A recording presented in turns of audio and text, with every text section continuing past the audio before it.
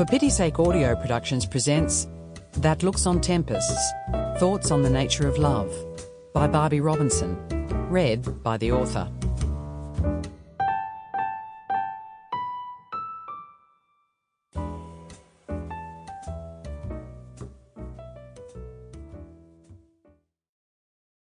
Hello, I'm Barbie Robinson.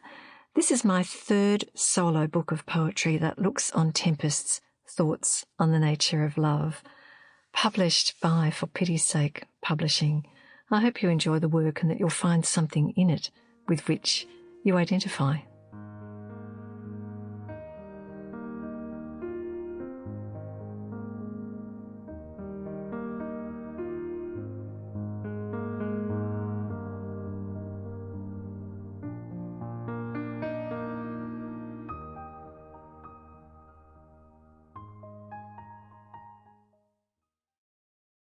That Looks on Tempests, Thoughts on the Nature of Love.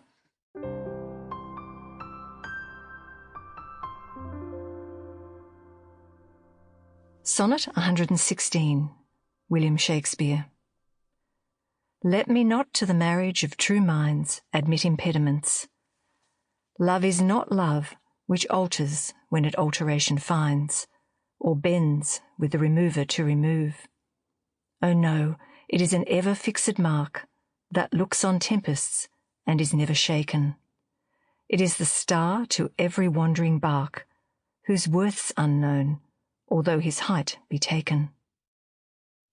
Love's not time's full, though rosy lips and cheeks within his bending sickle's compass come.